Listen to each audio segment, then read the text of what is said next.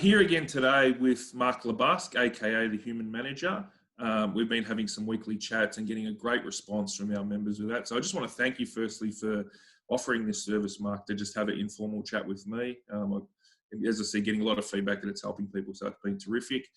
Today we thought we'd have a quick chat about all things perspective and having good perspective in these times. So what do you think? How would you explain how to get better perspective, I guess, Mark, at this time of COVID? First of all, thanks, mate, for the opportunity. And it's also great to see that you are back training people. I know Alison was there on Saturday morning and she said she enjoyed being back around people, albeit from a safe distance. So exciting times. And let's hope there's some good news coming up about that building to get back into, because I'm looking forward to it. Hey, perspective. So there's this interesting, I guess, thing going on at the moment. When we get a bit of a shock, and this has been a real shock for people, you don't go into the office, or you've lost a job, or, someone who's lost their job, or we're working differently now.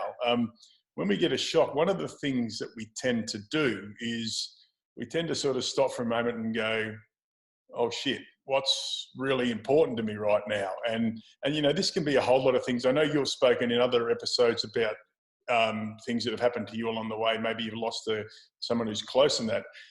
We tend to go, right, this is the moment now where I'm going to get some perspective and I'm going to start to look at what's really important in my life and what's maybe not as important as what I thought. So just something I want to share with you, with the clients there, is this idea of what I call creating your own perspective line. So this idea that it's almost like you're just on a piece of A4 paper, or you do it on your computer, or however you want to do it. You just literally draw a line. And on one end, you have things that are most important to me as you're sort of heading. And on the other end, things that are least important to me.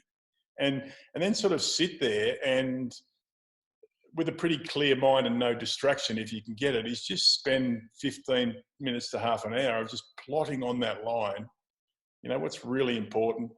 And then all the way through the line to what's maybe not as important as at times outside of this period of being shocked, Matt, that we, usually sometimes we can put those things that aren't that important up the other end.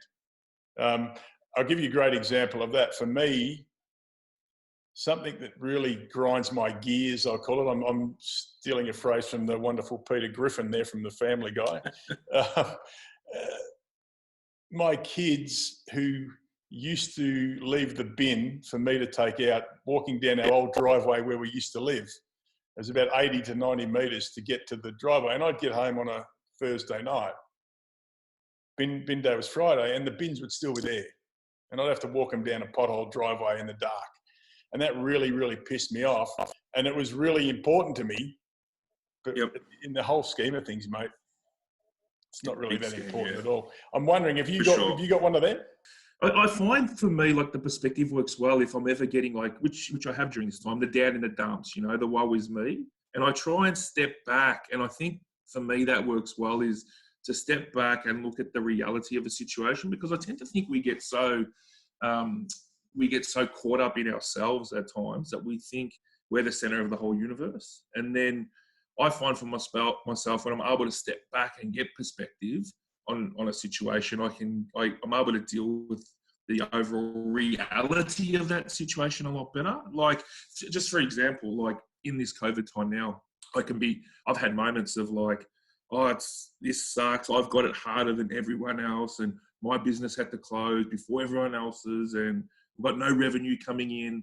And I've said this to even clients quite a lot, but then I might look at what went on in Italy, over the last 2 months, and I think, shut up, just shut up. You haven't got perspective here because we haven't really had the level of death over here. And I think that's the case for a lot of people. And, getting to hospital and not being able to treat it as well. I think that's even scarier. So, yeah, of course, little things you can get out of perspective, your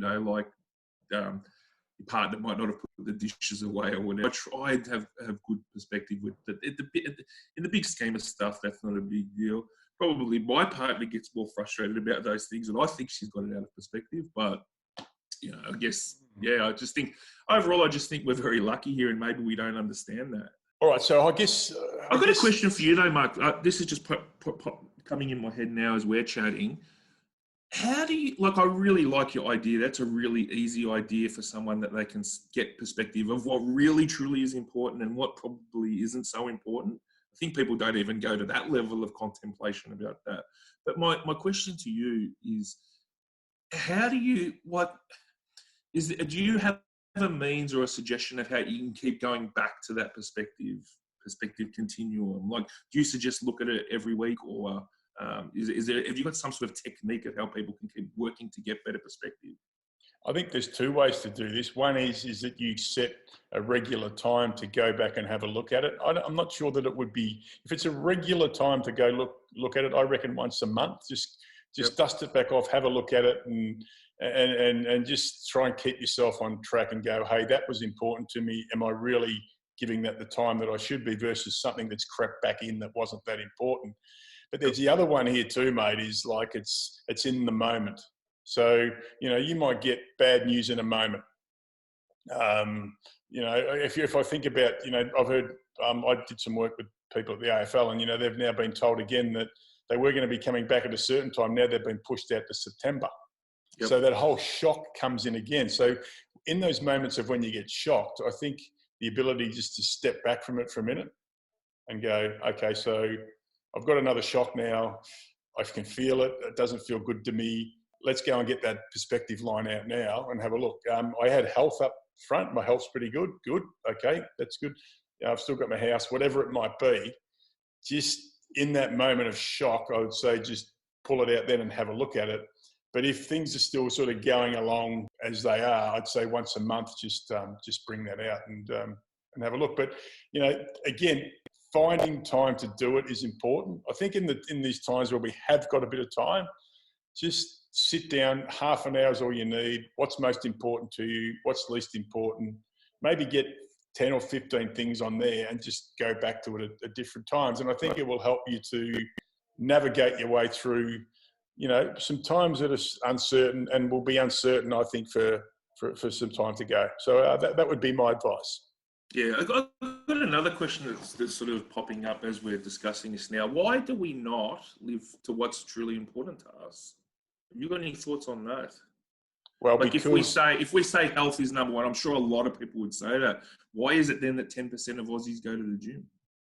Well, I think it's because we're a survival species and we're always looking out for bad news and for danger. And, that can come in a whole lot of forms. Like we said, the shocks that have been happening, the significant shocks that have been happening for people now, but it can be other stuff as well. Like, someone turning up late for an appointment, they're supposed to come and see you, and you get the shits on with that. And you're like, they've been disingenuous and they haven't done the right thing, but you didn't know that maybe something happened to them at the time. So it's when we go back into our crazy survival lizard brain that gets us to, it's not logical in there. It's just like, hey, you know what? Me and Matt were supposed to be on today at 10 o'clock and he turned up at 10:15.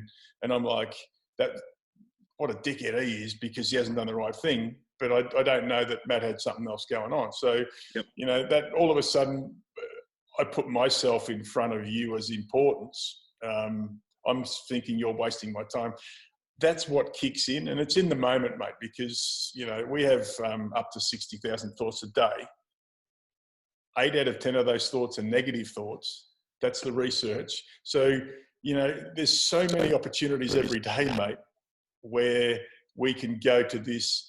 That's much, the bins are much more important than my kids being safe. So I think that's why we do it. Yeah. Okay. No, it all makes good sense, mate. I think there's plenty of food for thought there for our members. And I'd really like the people that, are struggling a little bit with this, especially to give that continuum a try. I think it'll definitely help. Yeah. Fantastic, mate. Good to have another chat. Awesome, mate. Touch base again soon.